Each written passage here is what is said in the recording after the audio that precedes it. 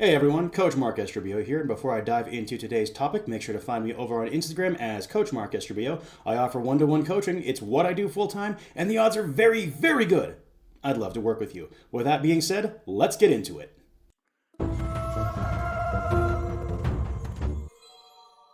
Today's video is the second in a series. If you recall in my previous video, I briefly outlined what my training is currently looking like. Today I'm going to be talking about my lower body intensive training day. Now, to just talk about this very briefly, intensive is my analog for max effort in my training system. Normally, max effort is done to a heavy single train to strain, using a variation to help drive a weak point on your main variation of the lift, and then normally the movement rotates every single week. I personally make the following changes to the max effort method, hence why I call it the intensive method. First and foremost, I'll keep the same variation in for 3 to 6 weeks at a time, as this allows me to get more time with the movement and extract more benefit from it. I find if I change the movement every single week, I don't actually have enough time to develop my skill with the movement that I can't demonstrate or extract the maximum strength benefit from it. I'll also generally focus more on heavy 3 to 8s in this day. Reason being, while a 1 rep max is awesome, strongman by and large is a sport for reps, so getting strong at reps is highly beneficial in that context, and it also helps build a little more muscle mass, which if you're not peaking for a competition, adding muscle, improving conditioning, or losing fat is never a bad idea for the strength athlete. Now, for my deadlift, which is what my lower intensive day trains, I use the following progression right now. Weeks 1 to 3, I'm doing an axle deficit deadlift. Weeks 4 to 6, I'm going to switch over to a deficit deadlift. And weeks 7 to 9, I'll be doing my standard deadlift from the floor. Now here's what that day of training looks like. I'm going to start the day off with my deadlift variation. Then I'm going to move into a squat variation, a bent over barbell row using a little bit of body English, glute ham raises, and then core work.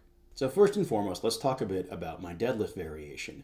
As I mentioned earlier, I'm using a mechanical progression where in weeks 1 through 3, it's an axle deficit deadlift, then a deficit deadlift, and then the standard deadlift from the floor. I have a semi-linear progression baked into my intensive method here, and what I've done is I've plotted out what my top set weight is going to be every week, and then I'm just trying to get somewhere between 3 and 8 reps every week on that variation.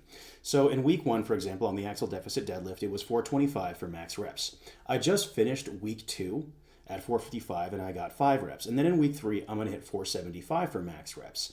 As a reference, I don't have a currently established 1RM on the axle deficit deadlift. My old 1RM is 525, but that's from over a year ago, so the odds are very good it's gone up because everything else has gone up. And then in weeks 4 through 6, I'm going to switch over to a deficit deadlift with top sets being 475, 500, and 520. My 1RM on this variation, or at least the most recent 1RM, is 610. And then in weeks 7 and 8, I'll be hitting top sets at 545 and then 585. And then in week 9, I'm either going to try and rep out 600 or attempt a new 1RM on my floor pull deadlift, depending on how I feel. As a side note, my most recent relevant PR on the deadlift from the floor is 500 for a set of 10. Now, the reason I've opted for this is it follows the framework of training to strain using variations that address weak links, but I also find if I just have a set number for me to hit for maximum quality repetitions, it helps me think a little bit less and train a little bit harder in my deadlift variation. And also currently in this training phase, the deadlift isn't necessarily my A priority because I have a lot of other movements that I'm training which will help build the foundation of the deadlift. And I'm not too obsessed with a pure 1RM performance increase on my deadlift at this time, but just building general overall strength in that movement. Now, after completing my deadlift variation for the day, I'm going to move into a squat variation. I am currently squatting twice a week. However, on this day, I'm squatting to a box to help reduce the strain on my low back and hips, as well as my knees. I don't like deadlifting in knee sleeves as well, and I don't feel like trying to force knee sleeves up after finishing my deadlift sets. Call me lazy, but the box just helps with that.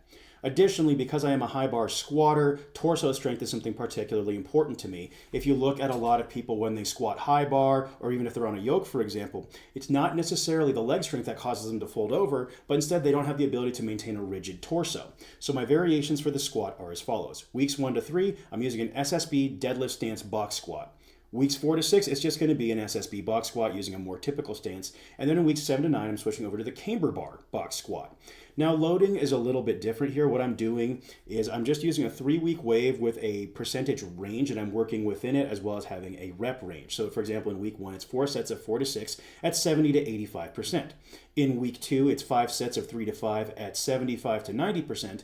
And then in week 3, it's going to be 4 sets of 2 to 4 at 80 to 95%, and these percents are based off of my high bar back squat. And the idea here is this gives me the ability to work within the range. On the days I'm not feeling as strong, I could just stay on that lower range and maybe do more reps sets across. On the days that I am feeling incredibly strong, I might try to work up to the high end of that range across the aforementioned set rep schemes based on how I'm feeling. This is almost a double max effort method workout, and what I like about this is there's plenty of intensity, but because I'm only doing one big set on the deadlift, I should still have plenty of energy to attack my squat variation.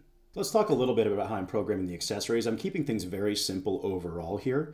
With the row, I'm using a modified 2RD method. For those of you unfamiliar, it's something I've talked about in the past, where it's rehearsal, reps, and drop. So weeks 1 through 3, I'm doing 2RD8. So what that means is my first set, I'll hit a challenging 8. Then I'm going to take that same weight out for max quality reps. And if I can get 10 or more next week, I'm going to go a little bit heavier. And then after that second set, I'll drop the weight by 20% and perform max quality reps. So that's weeks 1 through 3.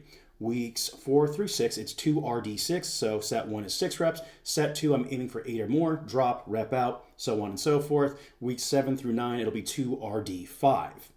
Then for the glute ham raise, Nordic hamstring curls, it's, I got one of those rack mount attachments. It's just 3 to 4 sets of 8 to 12 reps.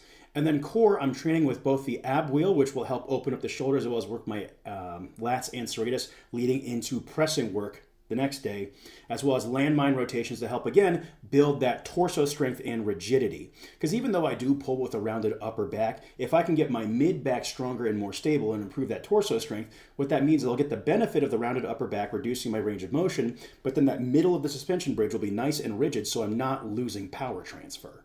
So that about wraps up today's video. As you can see, not a lot going on. Programming itself is relatively simple, but I'm very excited to see how the next several weeks unfold. 2 weeks in and I'm feeling great. I'm really excited to see what I can cook up. Do you have any thoughts, any questions? Let me know down below. I'd love to address them, and the best questions are ones I do turn into topic videos. Hope you folks are having a great day, and I'll see you in the next video.